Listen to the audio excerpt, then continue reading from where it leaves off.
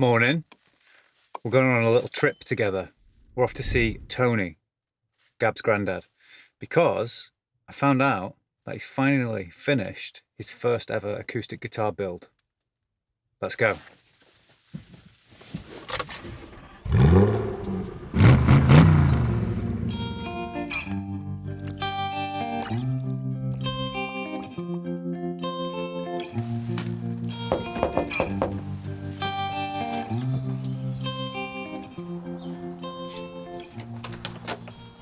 Oh, hi. Hey, Tony. You always know when the coffee's been on, don't you? Can we come in and take a look at your Yeah, of course. Come in. guitar? It's a bit of a mess in here. This is amazing.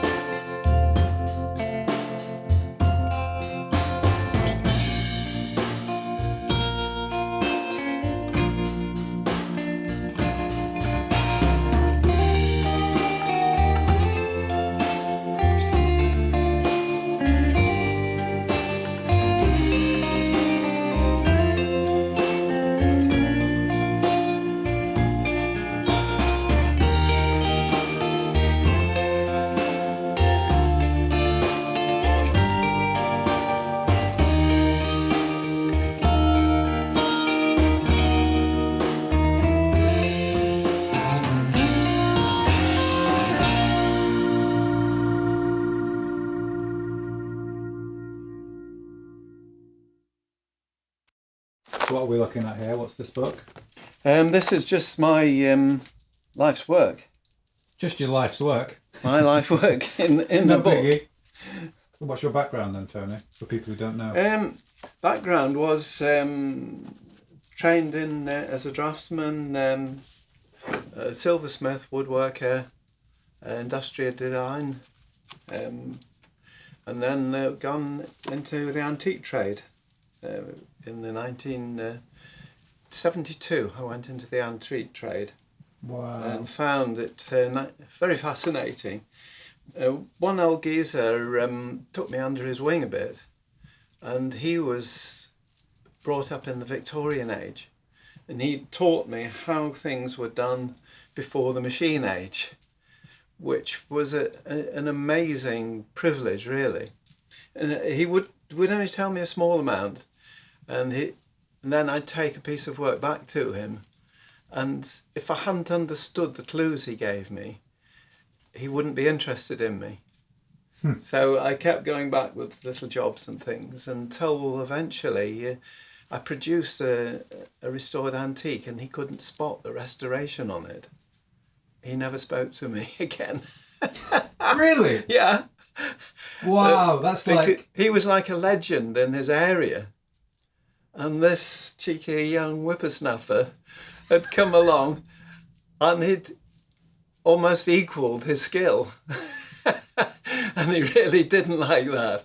I was going to say, I've heard before, like watching programs like Grand Designs and things like that, like people who work like stonemasons. Yeah. It's a very kind of like private, also I've been told like a skill that gets kept within like the family or a trade. Yeah, well, the guilds, craft guilds, wasn't it? So do you think like learning stuff from, was it called Ted, sorry? Yeah, Ted Cook. Ted, like those Victorian craftsman skills Yeah. are like becoming more and more unheard of nowadays. So that... It's all on the internet, isn't it? Okay, so you can still But- kind of... You can't feel what a piece of wood is like. You pick it up, and I can feel the quality of that mahogany just by the way it feels. Is this like It's a a table very leg? strange thing. It's always been natural to me. Pick a piece of wood up, and it talks to you in a funny way. No, I've heard that before. So there's, the brand Paul Reed Smith. He has this, I think it's called The Vault, which is like a collection of his favourite woods that he's collected over the years. And he talks about wood in the same way, like he picks it up and You can tell whether it's a good piece. Yeah. The tone Yeah. of it, whether it's going to make a good top or a good neck, Yeah. fretboard, etc. So I guess that's something that you can't just learn overnight. You know, you've got to spend time with it. And I suppose you've got to kiss a lot of frogs before you find the prince.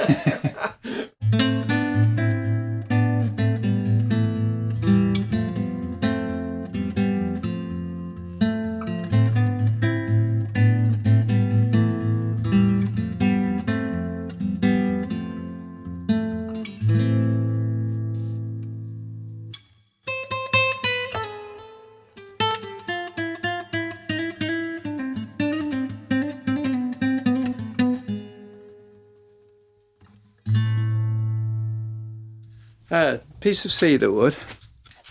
I mean, you make your garden shed out of it, but this has been very, very carefully cut so that the annual growth lines, the dark wood, are all parallel, all going down, and they're going through the wood in almost the exact correct direction.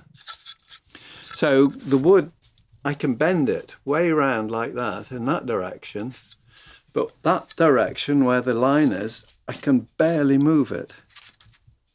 super strong that way. So it's super strong that way, so it's laid on the guitar in that direction. And so we can bend it like that to get the curves, but the vibrations coming out of the bridge can be transmitted down into the body of the guitar by the stronger strips of wood. The stronger grain. Yeah, the winter growth of the wood, that is what this dark line is. If you counted that, it's something like 40 to the inch, which makes it an unbelievable quality. 15 to the inch is maybe a cheap guitar. So you're getting a much super quality piece of wood there. And that's really the basis for the sound of the guitar. So when I first met Gab, we're talking just over 10 years ago now. Yeah. The seeds of you building your own guitar had been planted. Yeah. First question, what made you want to build your own guitar? And then secondly, what have you been doing in that time to kind of lead you up to this point, basically? I think probably I joined a choir and started singing, and couldn't find the tune, couldn't remember a tune. No reference. Nothing at all. I really couldn't put three notes together. And so I fiddled around on the piano and tried to tune myself in a bit there. And then I wanted to basically play the tune on the guitar, which is a lot more difficult than playing it on the piano. But I just hated the piano and loved the guitar. So really, I had to just persevere and be a rubbish guitar player. But it certainly started getting my ear in to learn how to hold a tune in my head. Yeah, totally. And so when I retired from the antique business, carried on working in the antiques until I was about 70, I thought, well, to hell with all that pressure, trying to get dealers ready for international fairs and all that sort of thing, working until midnight and racing around trying to get perfect job done as quickly as possible, which was always a lot of pressure. I'll just fool around making guitars. You're just doing it for the love. I'm just doing it, because I enjoy doing it, and I just can't think of life not being in a workshop.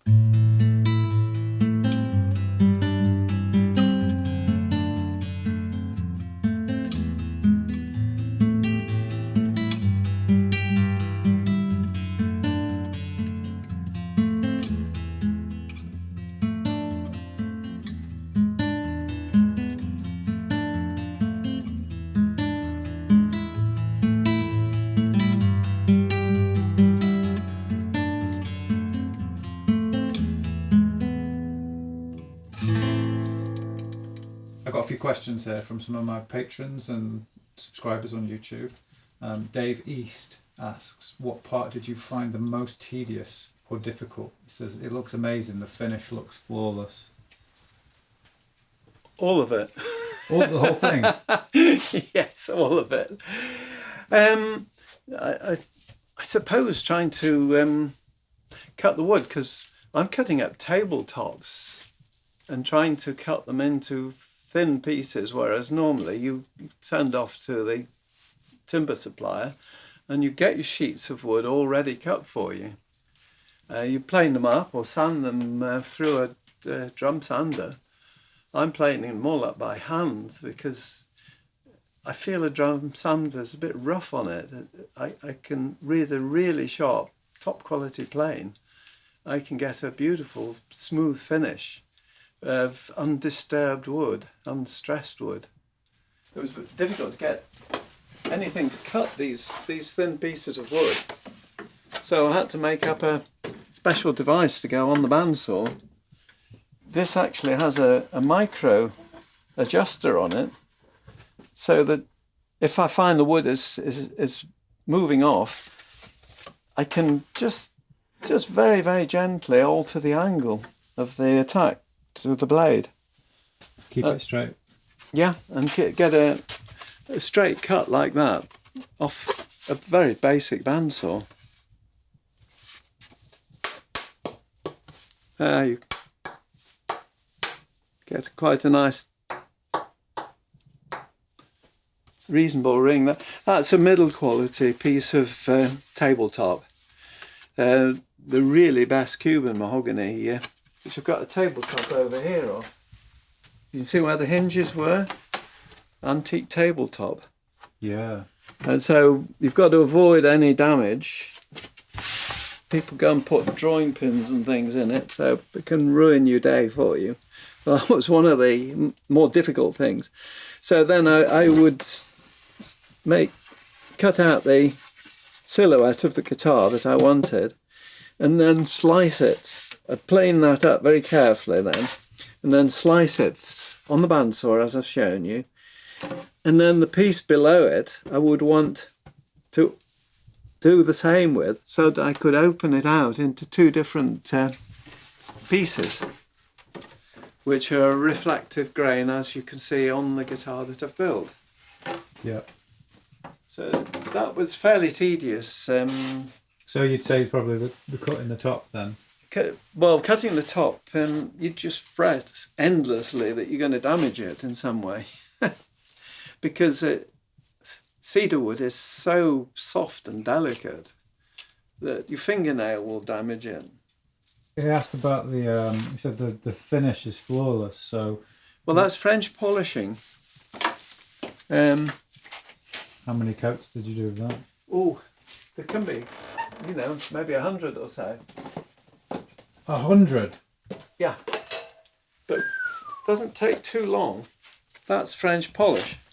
That's the shells of insects that died at the bottom of a tree. Oh, okay. And have been collected. So you mix that with meths. So in this drawer here,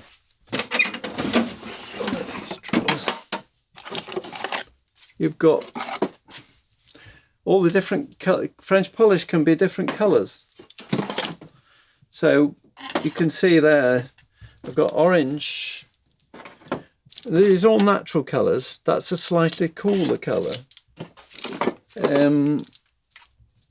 White French polish, which has been artificially bleached, which spoils the quality of it. And then you have your French polish rubbers. It's just a piece of cloth, and this is full of cotton wool, and then tied off at the top. And then you wrap your outer cloth, and then you put a wee drop of linseed oil. If you've got your gloves on, usually. What I do is I just put a smearing of it there on the back of my hand. And that just helps create the right, you could just take a little bit of the oil in. If you put too much, it stops it setting. This is probably still charged. If I squeeze it, can you see the French polish in it? Oh, yeah. There. So that is just a dusting of French polish. And then I would start rubbing. And I would rub for a long, long time, just like that, keeping it moving all the time. And what I'm doing is I'm pumping the French polish deep into the grain of the wood. And I'm not even trying to create a finish. I'll carry on doing that. And the more I pump it in, the darker, can you see the wood gets darker and darker? Yep. I keep pumping it in until I feel the wood isn't absorbing anymore.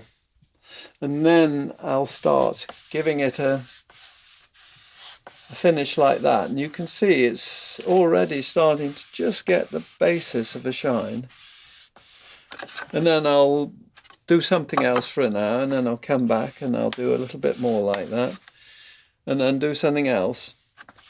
100 something else. And that's why the next invention needs to be something that will hold the guitar and I can turn it over without touching it.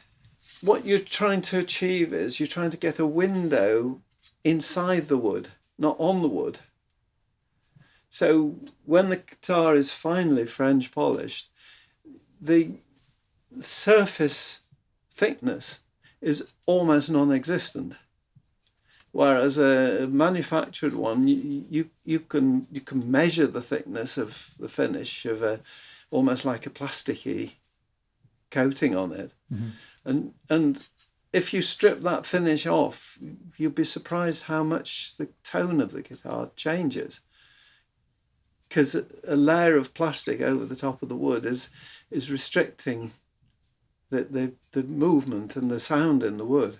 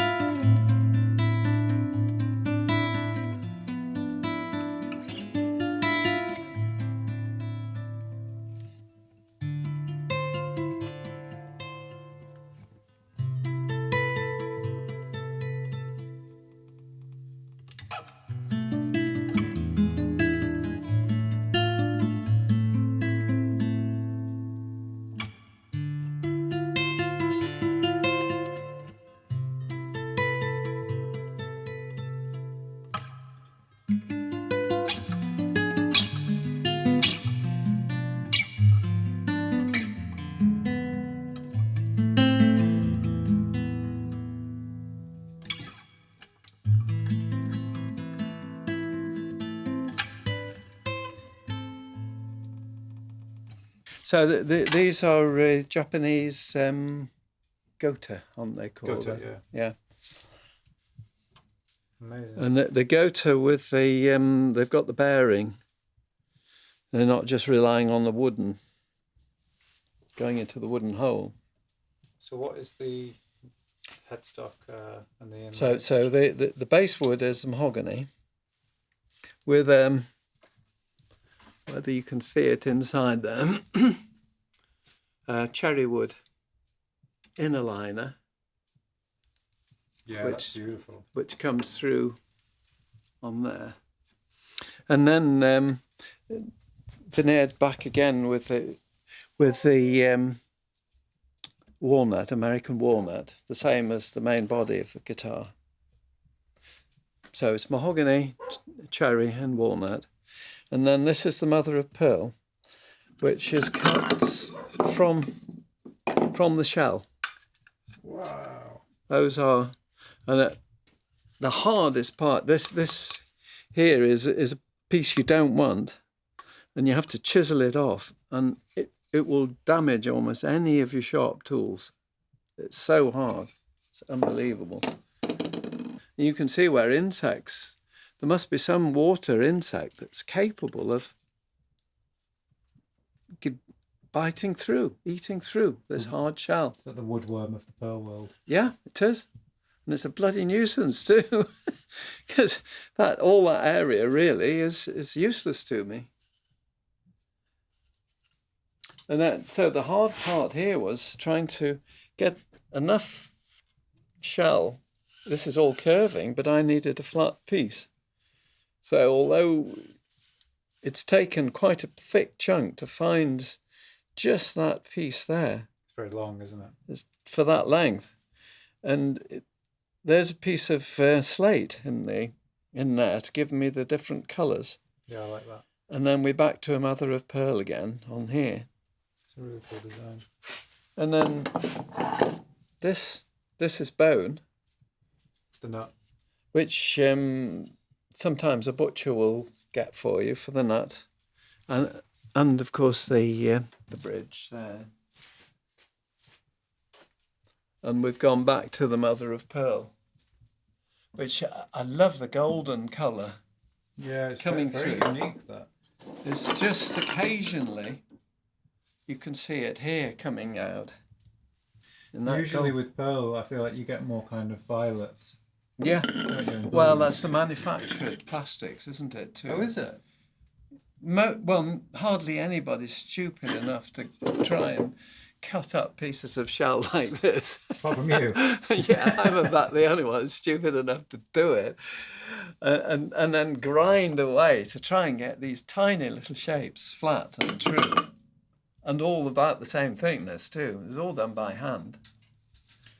It's coming now. So that's a bone. So that's bone. And then what have we got? And then we're pure ebony. And again, are these sourced from things you already had, or? Yes, I'd bought it to restore antiques with, actually.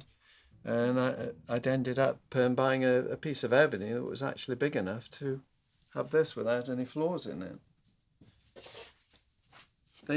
How long have you had all the woods for then, do you think? I think probably this American walnut I bought as a tabletop, similar to the one I showed you there. I bought that in 1973. It's been waiting. So it's been as a tabletop, and I didn't need it for any antiques in the intermediate time. I mean, it's really somewhere between top quality mahogany and rosewood for making a guitar out of.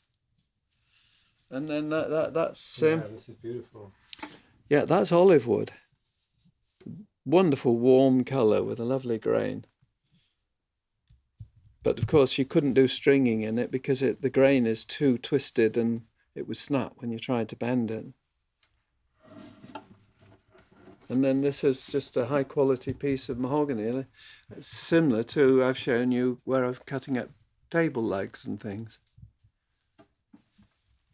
So it's all made out of reclaimed antique wood. This is actually... You've actually got... What have you done the edge of the binding on the fretboard? This is the boxwood. Is it the same? Yeah, the same boxwood as this. Such a nice accent. But just a understated, very thin piece of wood. These bundles of wood, which look like a few sticks of absolute rubbish, bought in 1974 from a Georgian house in the middle of Shoreditch in London, in the old woodworkers section. And I knew that it would be this lovely boxwood inside, although on the outside it looked like it needed throwing away. And so that's the wood that I've used for the stringings on the guitar. Wow, it comes up so clean, isn't it? That's just a little a small plane. Yeah, just a very fine mouth on it. And then the ebony. It's so funny because I would just look at this and just think this is a load of dirty old sticks. Burn it, yeah. Burn it, it's rubbish. This is a piece of ebony, and I've sawn it on the circular saw. And those are the inlays that we made, rosewood and ebony. That's a nice piece of ebony there. You can see the grain in it. There you are, you can see the old newspapers on it. No, they're probably still dated. Is that the date there? The date will be on it somewhere. January 1957. Whoa! So that's that's when they put it away, and it was probably old before that. Oh, this is South Africa, MCC in South Africa, and that was January the 9th, 1957 on that one. I love that it's still wrapped up in the same paper. Let's see I wonder what this one is. August 1953. Oh, it's even older. It's even older. Wow. What was happening in 1953? People were chucking out wood. Yep. This is, as far as I know, this is whale bone. Stuff they used to put in corsets. This is from an umbrella. And it's very like horn. I've not used it on the guitar yet, but... Whalebone. Whalebone, yeah. That's poplar wood. All sorts of different woods in here. Poplar is the body of, I'm pretty sure, the latest Paul Reed Smith Silver Sky SE, which is the more affordable John Mayer signature model. I'm pretty sure it's a poplar body. Probably very likely. Doesn't warp. Interesting, I didn't use an animal glue. I used just a touch of another glue for this here, and it's shaded into the grain. I mean, you don't notice it, but it's created an imperfection. If that had been all the way round, that would have been a bit of a shame. Oh, it's kind of bled into it a bit. Yeah. Would you not do that again then? No. I would always either use the recognised type bond, original, or this is a skin glue, and that is animal skin boiled up, and I've done experiments with it. This is the way Stradivarius would have made his violins, with this type of glue. That's fascinating. And that has lasted, still viable, and it's reversible. If you moisten this inlay, say, it will start to go soft again. Originally, they would have had a huge cauldron full of animal bones and skins, whichever glue they wanted to make, and the apprentice's job would be to keep sticks burning underneath the cauldron. Keep the glue going. And they'd keep the glue hot, and they'd skim it out, and depending on the job they were doing, they would know which they wanted, a skin glue or a fish glue or a bone glue. And they understood all these different glues. See, that's hot, and you can see it steaming. That will go to a jelly within a minute or so, and that will start to hold together unclamped after a few minutes. So Stephen Gibson asks, did you take the sound hole inlay design from an idea you saw, or is it original? No, it's an original. That was the original drawings. I did a series of drawings, and eventually you can see that's a different shape to this here, and I've got 3 centres, which maybe I wish I'd put that extra piece on, but I was frightened it was going to change the sound quality, but I don't think it would have done. Using the old carbon paper and tracing, I'd trace the shapes onto paper and glue, file some of this down until it's a flat little disc, and then glue the paper on it with the pattern on. and then cut around it. cut around with this very, very fine Oh, jeweler's it's saw. very hard to see that. Yeah, you can still see the white of the dust from it when I've cut it. I've got a machine to do this with, which cost me probably several £1,000s in today's money. When I bought it, it was like £600. Like a bandsaw? No, it's a reciprocating. It's doing exactly the same thing. Does that? Okay. But in no time at all, it damages the blades because it runs so quickly it overheats them. Yeah. So by hand, you can actually do it better. And slowly. But it turns out quicker in the end. So this is then this is mother of pearl, and Yeah, then that's kingwood in there. oh wow, So that's different not wood. been used anywhere else. No, that's nowhere else on the guitar.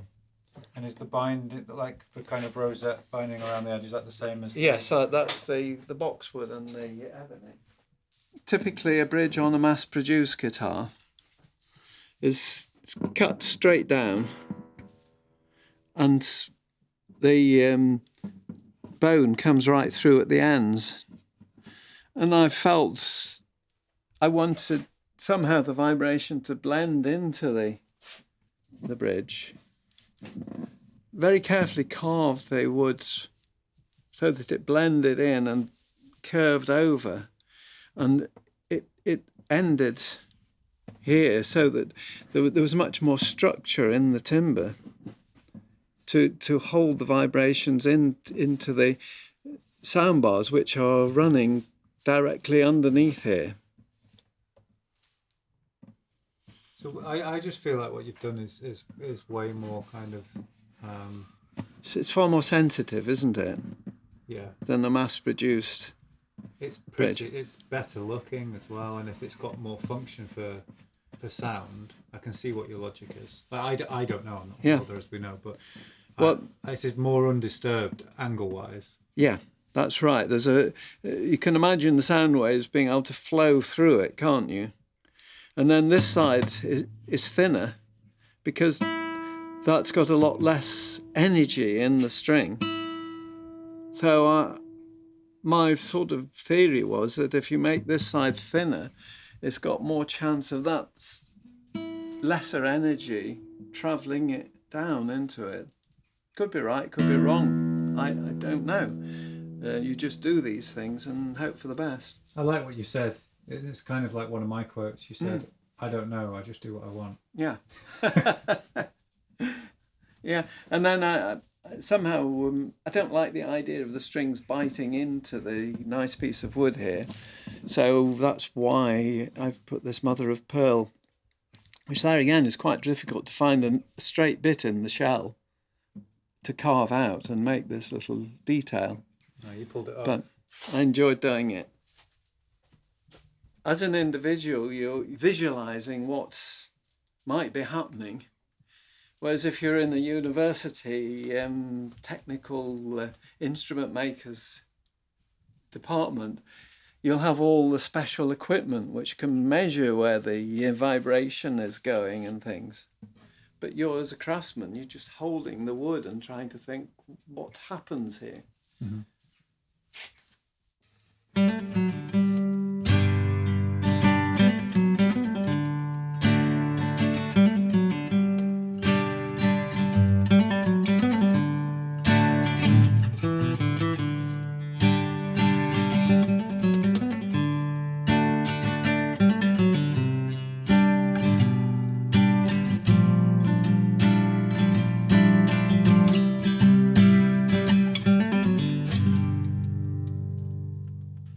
I've got a question here from Kit on Patreon who says he'd love to see some of the homemade tools that you built to make the guitar. This looks like one right now, I think.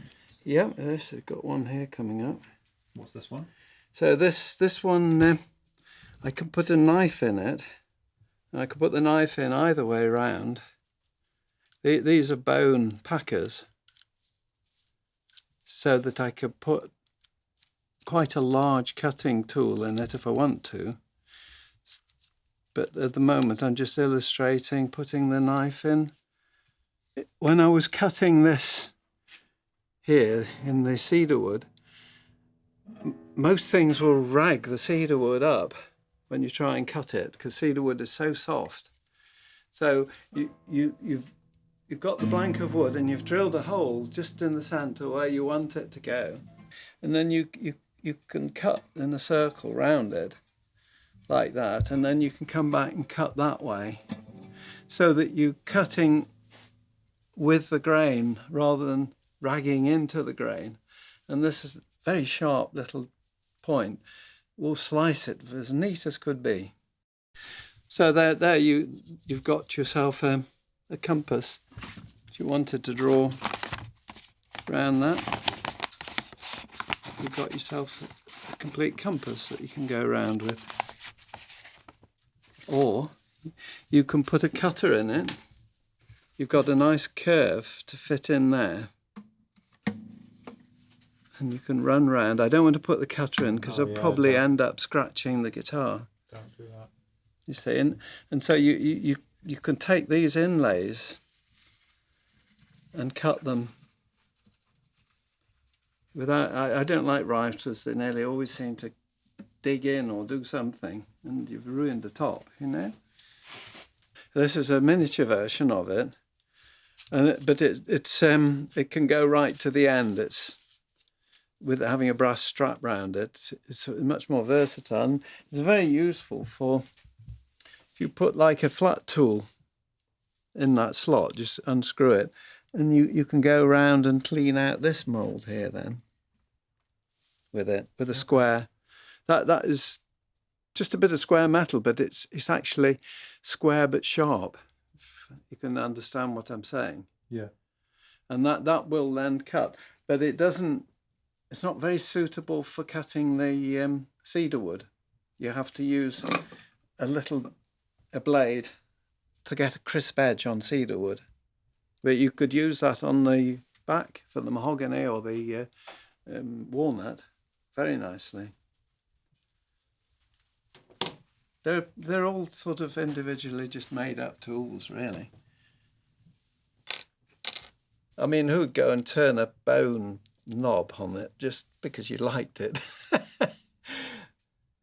It's even got a brass lining so that when you screw this, it doesn't damage the side of the wood. Yeah, because otherwise it would just put a hole in it. It would put a hole in it, yeah. Very cool. Yes. To get some practice in, to learn how to bend the sides, I thought, well, I'll make some G-clamps out of the bent wood first. And these are as light as a feather, and of course they go down inside the guitar and they hold the bridge in place. And they've even got a wooden thread on them. And you've handmade all this, including the thread and everything? Yeah, cut the threads, turn on the lathe. How many of these did you make? 3 of them, so that I can get either wing of the guitar and one in the centre, 3 threaded holes, so that I can move in or out with the screw thread to get the right position. Very cool. And they're all smoothed off so that I'm not damaging the very delicate wood of the cedar wood for the top of the guitar.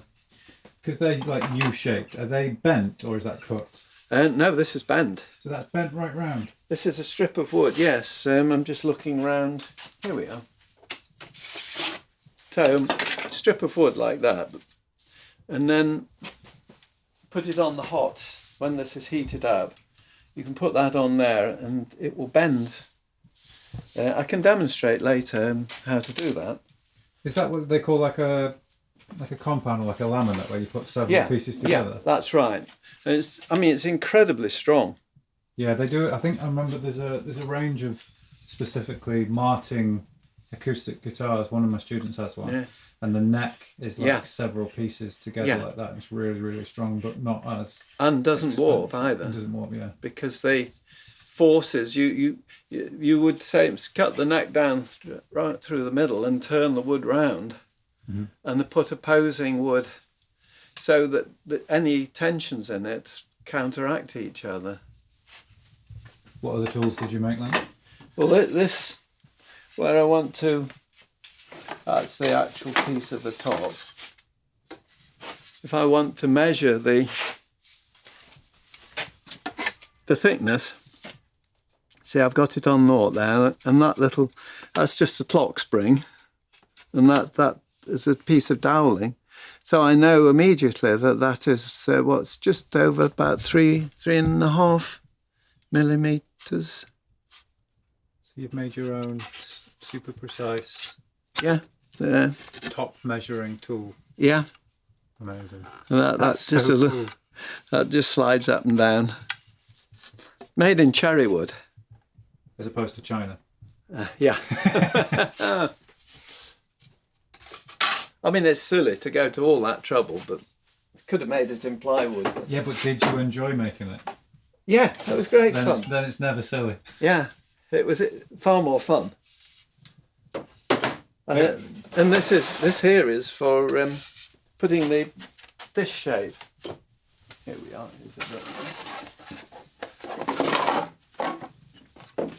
So this is you're planning a ukulele next. This is the tenor uke, and so if I wanted to give it a curved shape similar to the guitar that I've just made, I would have all these wedges, and I've got cork there to stop me damaging any of the wood, and I can wedge up.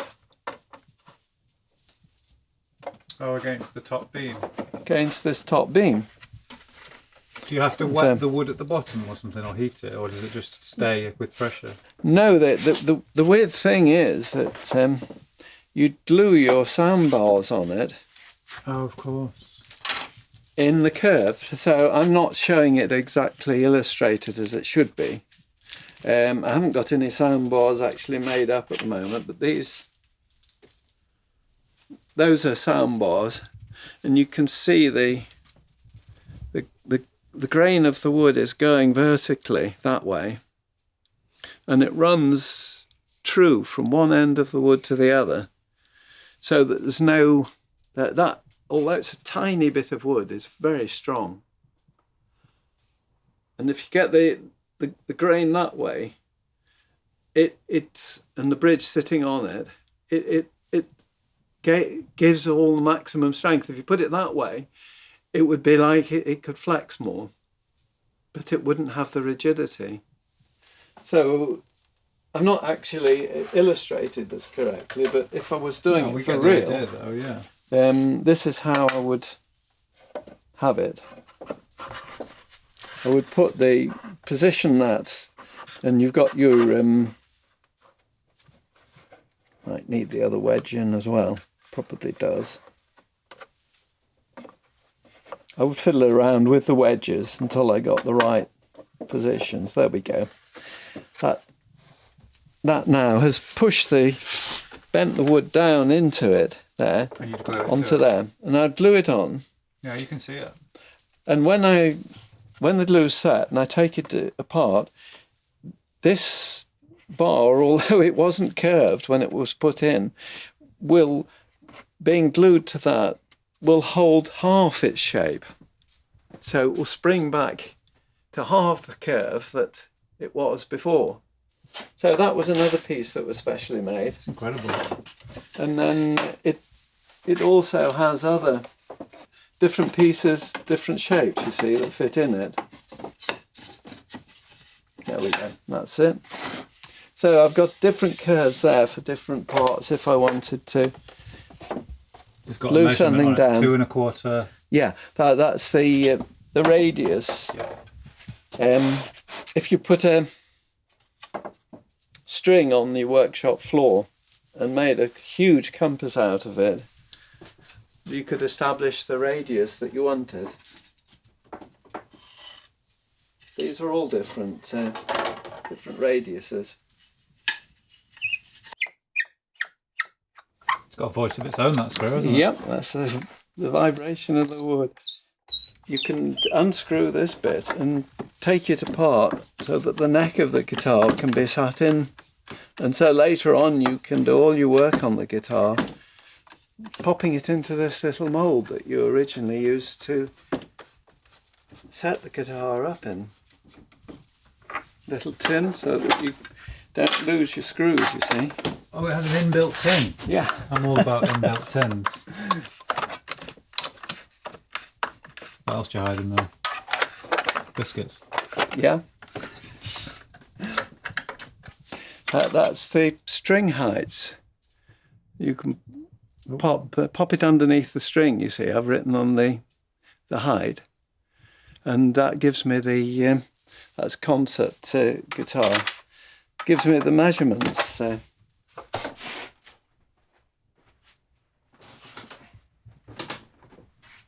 can pop that. If I don't want to damage the guitar, I can pop a piece of foam in. And then like that. So this is another clamp for holding the guitar.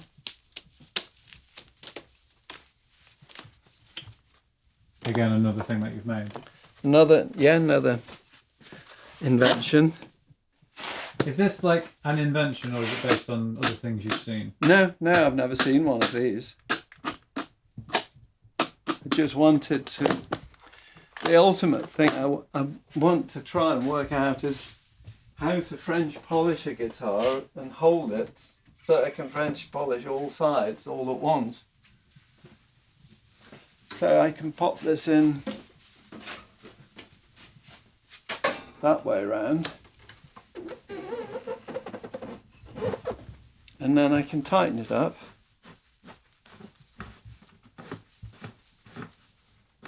And that holds it nice. That was mainly to put these inlays in. Yeah, I think the binding is beautiful. The light and the dark contrast. Binny and and then I can hold the binding in place as I glue it, like that. You see, with elastics going round and round.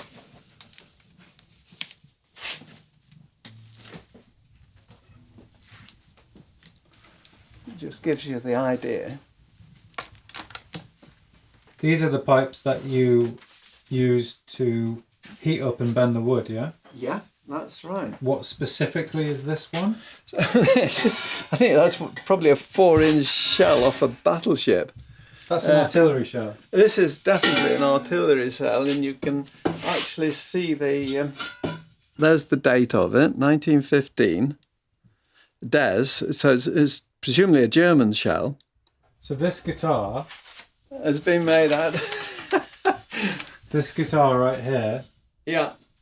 The sides were built bent thanks to the Germans. Thanks to the Germans. For the First World War. Wow. It's got you see, people go like, yeah. Did you bend that over an artillery shell? If anyone ever says that to you, you'd be like, there, you know they've seen this video. Yeah, right. I very carefully took where the pin hits the shell and blows it up, very carefully drilled all that out to make sure there's no gunpowder left in it. Could have been a very different looking side to the guitar. It could, yes, and to me.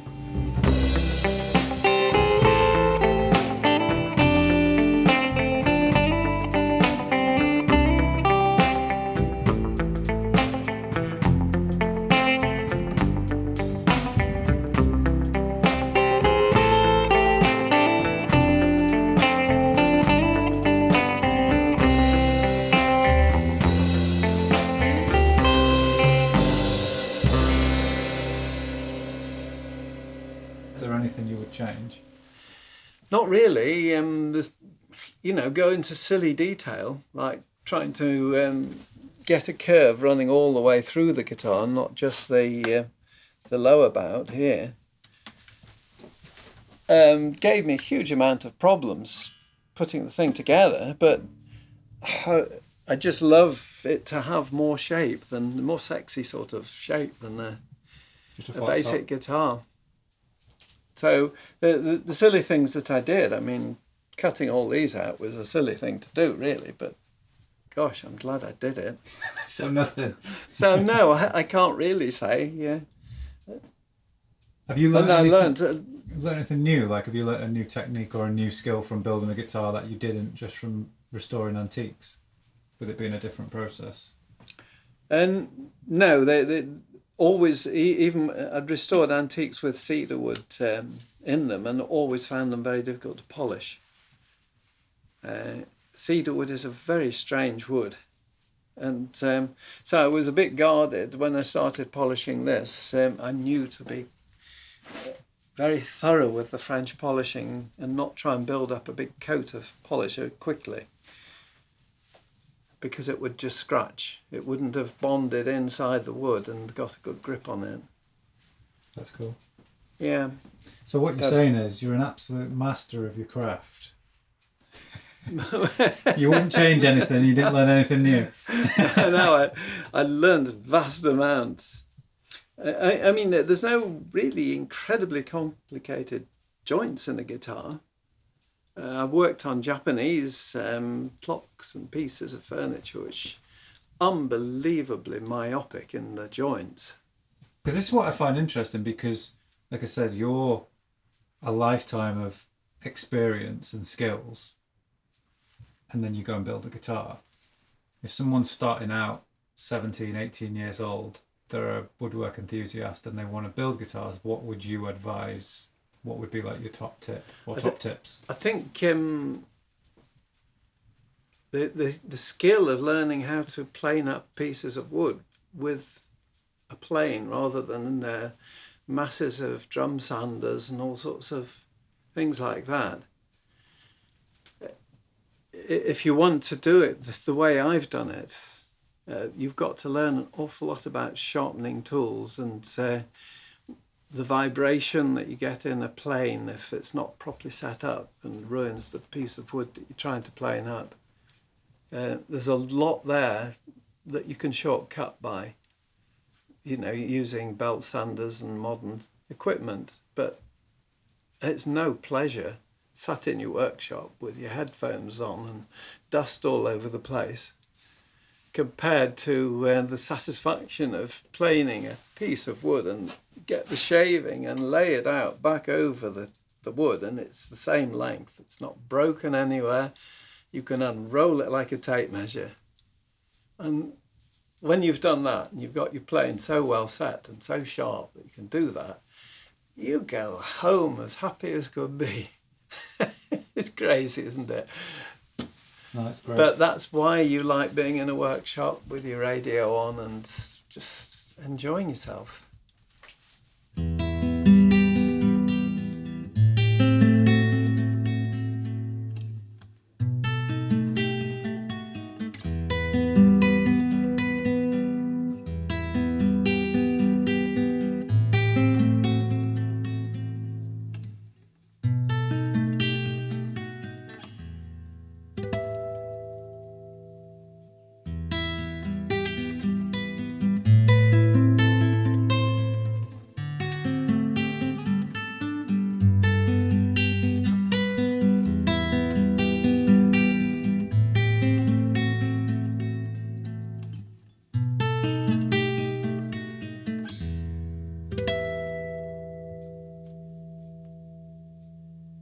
Just wanted to say thank you very much for showing us around and all your methods. It's been just truly fascinating. Been nice to really show somebody what goes on and What you've been up to. what I've been up to, yeah. And really, and all my career it has been secret because I've been restoring things for the trade who don't want anybody to know that they've ever had anything restored. So now I can make guitars and people can see what's going on. Yeah.